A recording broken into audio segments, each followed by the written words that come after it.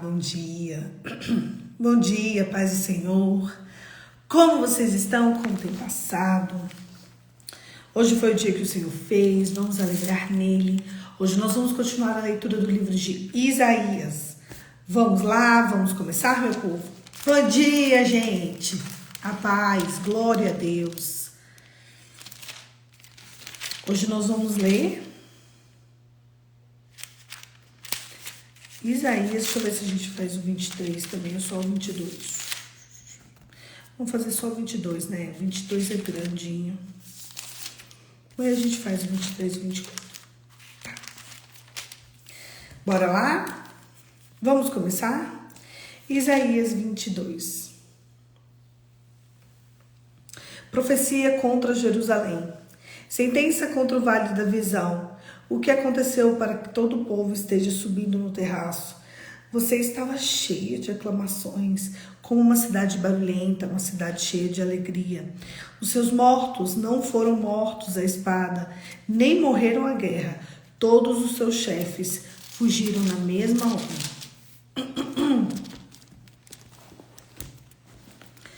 Foram presos sem que fosse atirada uma só flecha. Todos os moradores que foram encontrados foram presos, apesar de já estarem longe da fuga. Portanto, digo, não olhem para mim, deixe-me chorar amargamente. Não insistam em querer consolar-me por causa da ruína da filha do meu povo. Porque este é um dia de tumulto, pisoteamento e alvoroço da parte do Senhor. O Senhor dos exércitos no vale da visão. O Senhor dos exércitos no vale da visão, um derrubar de muralhas, um clamor que vai até os montes, porque Elão pegou as suas aljavas e com carros de guerras e cavaleiros quis preparar o escudo dos seus formosos vales. Se encheram de carros de guerra e de cavaleiros e se posicionaram junto ao portão.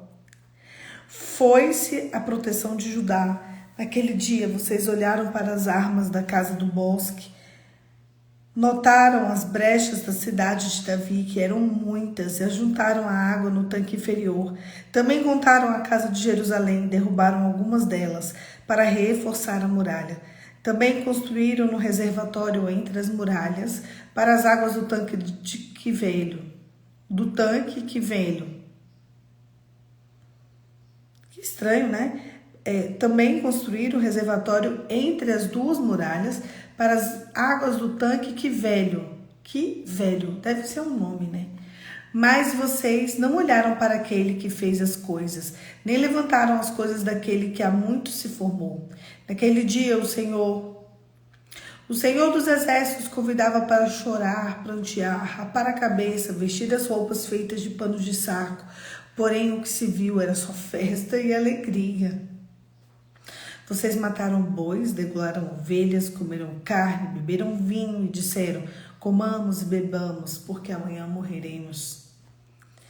Mas o Senhor dos exércitos revelou o seguinte, certamente a maldade não será perdoada, até que vocês morram, diz o Senhor dos exércitos.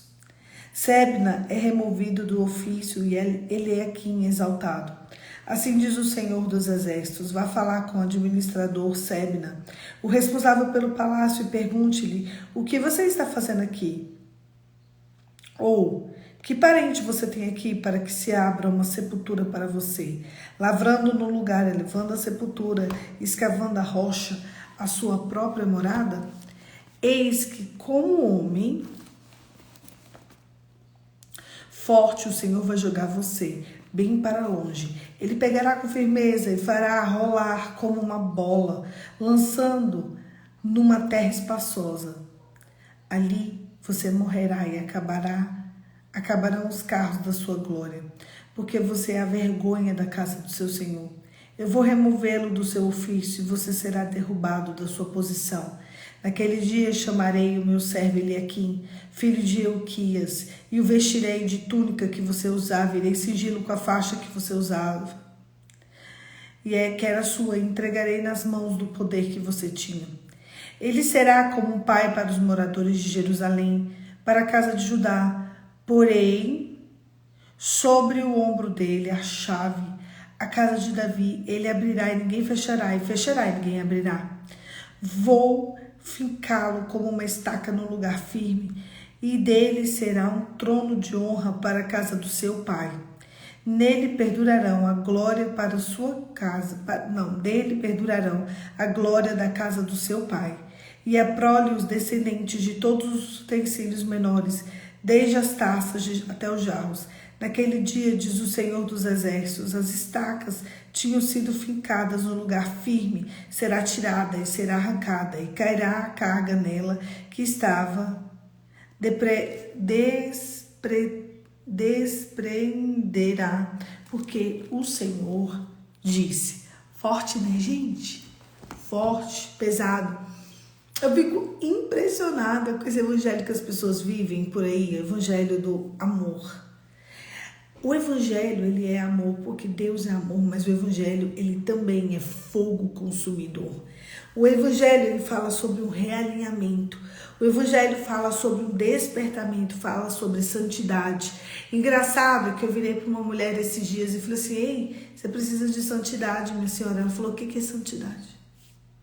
Eu falei: há quanto tempo você é cristã? Ela, assim, a vida inteira.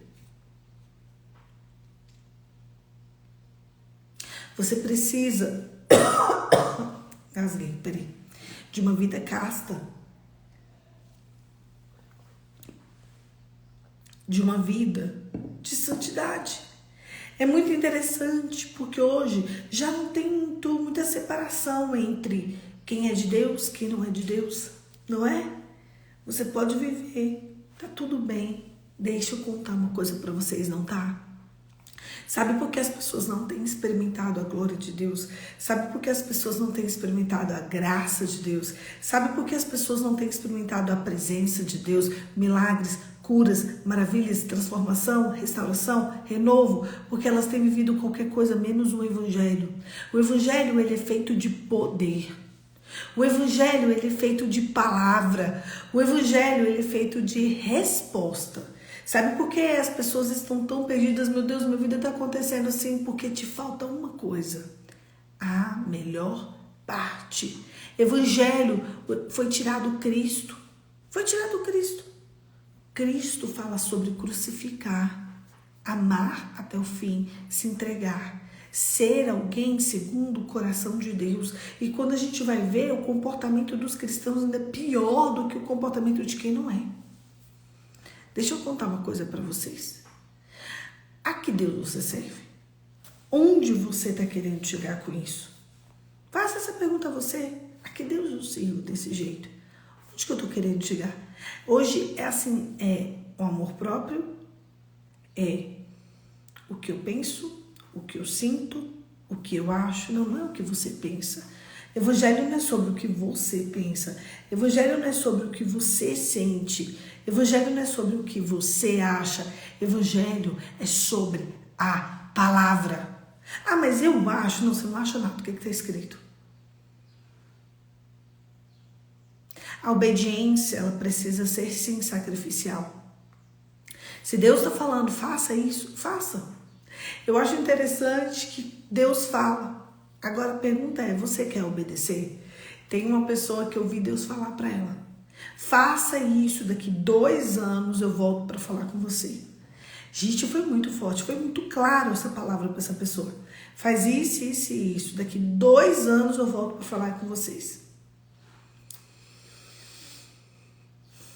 Se hoje Deus levantasse uma palavra profética e te contasse todo o seu futuro, vai acontecer isso, vai acontecer isso, vai acontecer isso, você criar essa expectativa e você vai ali e Deus fala: 2 anos. 2 anos de santidade, 2 anos de castidade, 2 anos de mergulho na palavra, 2 anos de presença, 2 anos. O que são 2 anos? Sabe o que a pessoa disse? Tá. Ela, no outro dia, uma semana depois, ela fez exatamente o contrário de tudo que Deus falou com ela. Essa história já tem 1 ano e meio. Aí essa pessoa vai falar comigo recentemente, eu virei para ela e falei assim: você perdeu 1 ano e meio? Problema é seu? Problema é seu? Deus disse que... Ai, mas Deus não está falando... Qual foi a ordem que ele te deu, minha filha? Santidade, castidade, pureza, mergulho da palavra, revelação do Santíssimo, tenda do encontro, 2 anos. Que depois ele falaria comigo. Eu falei, então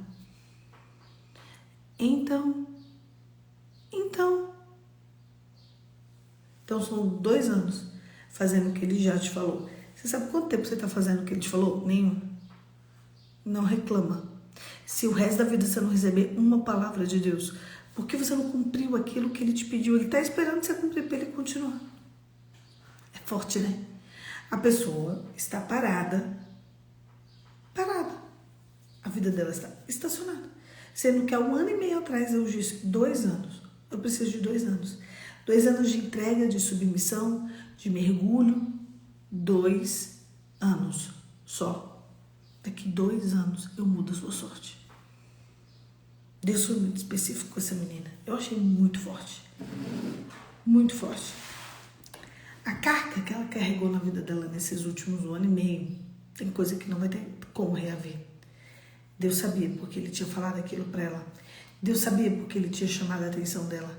Qual foi a palavra que Deus já te deu e você simplesmente ignorou? Evangelho, ele é feito de poder. Evangelho, ele é feito de revelação. Evangelho é para receber cura, salvação, libertação. É para viver um padrão. É para ser diferente. Sim. Evangelho é para ser destaques. Evangelho é para dominar o ambiente. Eu cheguei num lugar, numa festa, esses dias, lá na minha igreja.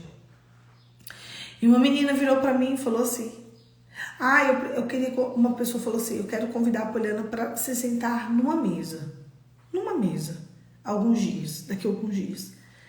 E aí essa senhora virou e falou assim, ela não vai.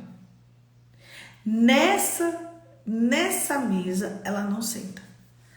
Por que não? Ela falou assim, você não tá percebendo que essas pessoas ali são 100% seculares? Ela não vai ficar nem 5 minutos nessa mesa. Claro que vai, não vai. Você já percebeu que nem os ombros a Poliana mostra? Aí ele parou e falou assim, quando que mostra ele? Quando? Você nunca percebeu? E eu achei interessante que essa pessoa ela foi tão assertiva, tão assertiva. E o dia que eu ouvi isso, eu tava com um vestidinho longo, de oncinha grande, assim, bem lindo. Aí ela falou assim, eu já cutuquei para mostrar a sua roupa. Já reparou que você só usa isso? Foi tão legal, gente, criar um padrão. Qual é o padrão que você está criando no ambiente que você está? Será que você está se camuflando para poder entrar no ambiente? Ou as pessoas do ambiente precisam entender quem é você? E elas, sim, serem outras pessoas. Quem é você? A qual Deus você serve? Qual evangelho você exala? As pessoas conhecem que Deus a partir de você. Quando o aflito precisa de socorro, quem ele procura? As profecias não são boas, não. Mas eu contei ontem para vocês que o povo de Deus é livrado. Eu quero puxar vocês para um outro nível de entendimento. O povo de Deus é livrado. Desperta, acorda. Da mesma forma que as profecias aqui não eram boas, da mesma forma as profecias hoje não são boas. Por quê, Paulo? Porque tudo está inclinando para o Apocalipse. As pessoas conhecem que Deus através de você, a que Deus você serve, a que culto você presta. Quando as pessoas te veem, elas sentem vontade ou repulsa pelo Evangelho.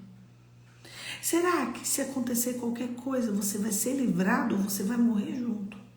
Será que se vir agora uma tempestade e assolar onde estamos, o Senhor te livra ou não? Você receberá o livramento ou não?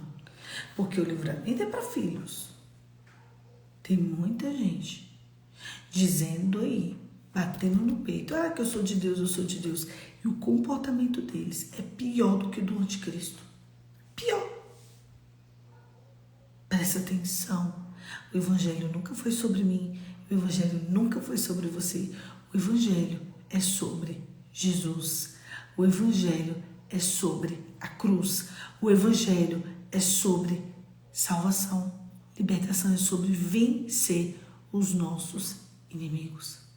O evangelho é carregar a sua cruz e seguir. Só que antes de carregar a sua cruz e seguir, o evangelho, ele fala, sabe sobre o quê? Negue-se a si mesmo. Não traz o meu amor próprio, não. Você vai se negar. Você vai carregar a sua cruz. E aí, você vai seguir. O problema é que as pessoas não fazem ideia do que é a palavra. Me responde. Se fosse agora, você seria poupada, livrada, ou você estaria junto de todo mundo? Que todo mundo quer ser livrado, né? Todo mundo quer ser poupado. Ninguém quer enfrentar perrengue. Mas a guarda de Israel é para os filhinhos. Ai, nossa, essa profecia foi bem prezada. É que você não sabe as atuais. Tudo vai inclinar para acabar o mundo com fogo. Consumir tudo isso aqui. Sabe por quê? Você tem ideia do porquê disso? Porque quando eu leio tudo isso na palavra, parece que eu estou lendo a minha vida e a sua vida. A vida dos moradores do século XXI. Talvez até pior. Negue-se a si mesmo. Tome sua cruz e siga. Feche seus olhos e vamos orar, Pai. Em nome de Jesus. Eu quero chamar à existência o que não existe. Eu quero te pedir, Senhor, nos santifica na verdade. Nos faça instrumentos da Tua presença. Senhor, que as pessoas conheçam o mundo pelo Evangelho que pregamos e que vivemos. Espírito Santo da verdade, nos conduza a águas de descanso. Nos aproxime do Abba. Nos permita viver a intimidade para a qual fomos convidados pelo Pai. Em nome de Jesus. Amém. Amém, queridos. O Senhor tem livramento para a tua casa. Levanta. A palavra que nós temos para essa manhã é: desperta, levanta, acorda, vai, só vai. Existe sim outro tipo de caminho a não ser esse aí. Deus te abençoe e até amanhã.